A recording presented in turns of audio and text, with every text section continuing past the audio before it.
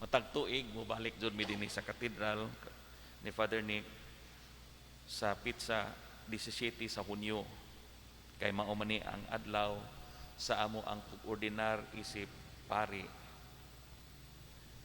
23 na katuig ang among paglawig diha sa pagpangalagad, o daghan ng mga kasinatian ang among na-eksperyensyahan. Kalipay, kasakit, ug kining tanan maoy naghata ug nagtukmod kanamo dinha sa pagpangalagad. Ang pagkamatinud-anon dinha sa pagpangalagad mao'y pinakaimportante nga dinha sa pagpangalagad, anaa ang malipayon nga disposasyon sa kasing-kasing. Magamay man nga parokya, madako nga parokya, mamindlan man o ma-island, maura gihapon nga klase sa pagpangalagad depende dinha sa kasing-kasing sa midawat sa assignment. Ug ang challenge ipadayon lamang gihapon kining buhat nga maayo, inubanan dinha sa pagkamaampuon. Kana bitong si Father Nick bata pa man ni kay manghud naman din ako kayo. Ako medyo tiguwang-tiguwang na, gamay na lay kulang, mahapit na ko mag-dual citizen, senior o Filipino citizen. Sa duha na lang katuig, musay sinta na ko, o sa akong pangidaron karon, akong nakita nga kusog na lang ang akong huna-huna, ang lawas di na mo cooperate. Pero ang importante nga naa ang pagpanlimbasog uban sa grasya sa Ginoo, nga mahimo gihapon ang mga butang nga maghatag o kadayganan sa Ginoo. Munang sayo sa kadbuntag pa, ang body clock nako alas 2 sa kadlawon mata na, so sabi akong buhaton ni ana, maning magampo rosaryo, unya hangtod nga moabot ang alas 5, magbagting na pud kay wa man ko'y sakristan. Ako lang mo andam diha sa kuan, ako lang mo andam diha sa simbahan. Unya inig kahuman ni ana mo kuan magpreparar sa kaugalingon para sa Santos nga misa. So muna na akong daily routine nga naghatag buhapon og kadasig, bisan man kung ang mga tuhod medyo sakit-sakit na kay naay arthritis, ang hawak sakit-sakit na, o mga kaning mga siko sakit-sakit na, pero kanang mga kasakit nga natagamtaman, kung mauna ang makapahimo nako nga balaan, dawaton diha sa dakong pagpaubos. Bali gihalad ang mga kasakit nga natagamtaman ngadto sa Ginoo, kay siya may tag-iya ni ining tanan.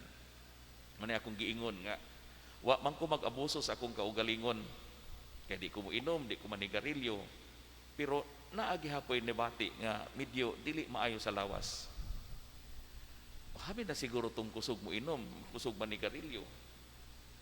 Pero mao na akong giingon lagi nga bisan og kining mga kasakit nga natagamtaman karon, malipayon tang mugakos niini nga diha sa paghalad niini ngadto sa Ginoo, labi na sa mga kalag sa purgatorio. Mao na akong intention kanunay, kalag sa purgatorio, labi na ni atong wala na naghandom kanila, mga kasakit nga ang Ginoo lay nasayod bisan dinha sa akong kahuyang ug akong kakulangon.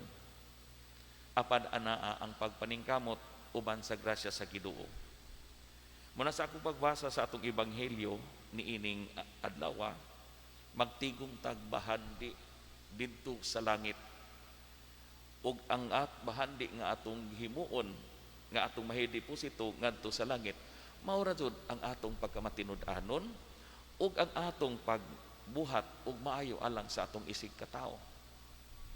Di na lang nato kwintahon kung kinsa tong atong gipanghatagan ug maayo.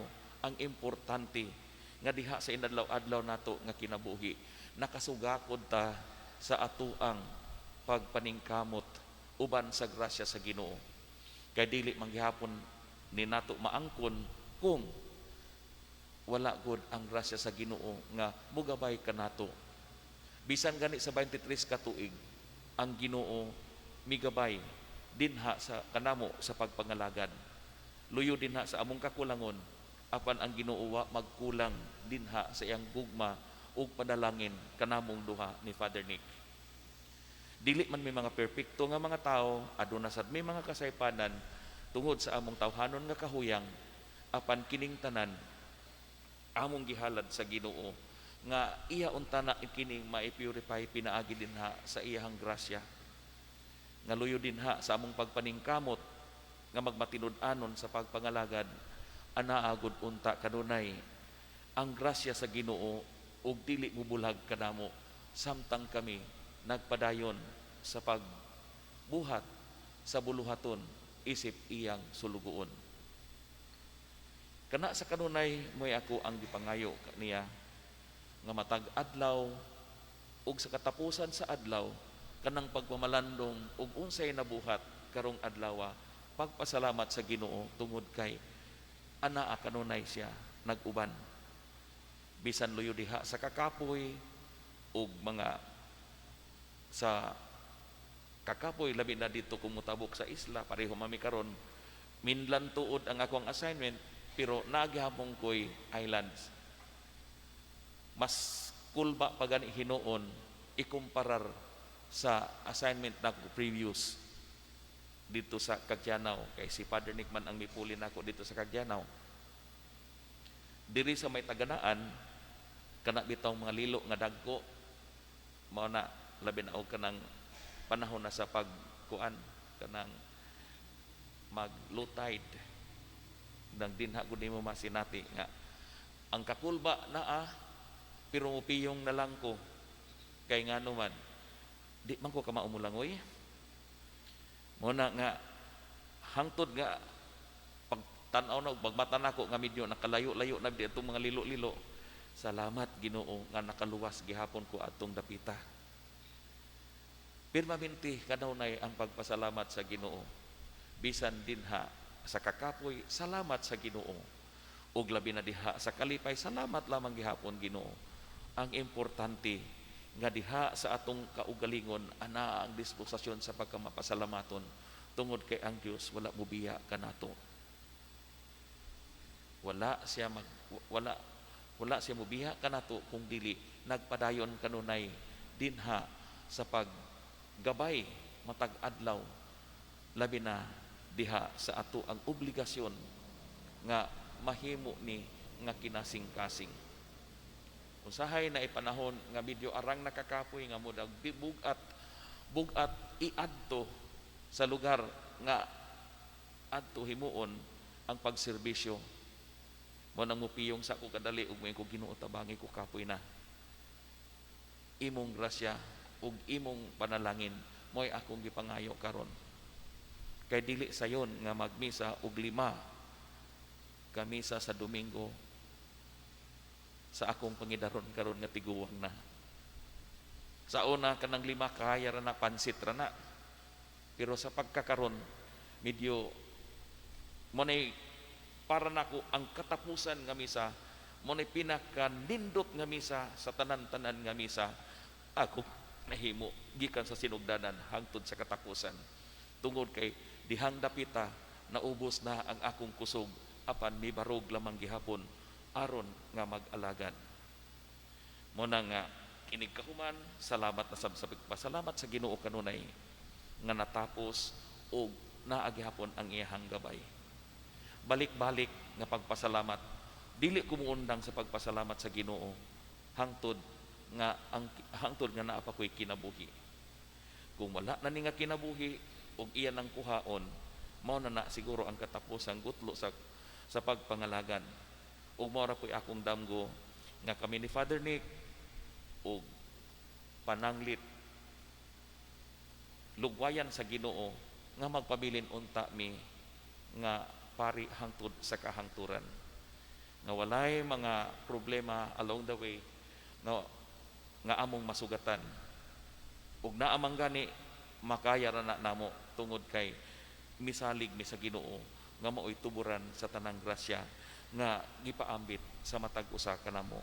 Ug dili lamang kanamo kung dili kanatong tanan nga ani adinhi nga dili ta mubuhi sa atong paglaom diha sa pagkamapasalamaton sa Ginoo tungod kay ang Dios maayo kanunay dinha kanato.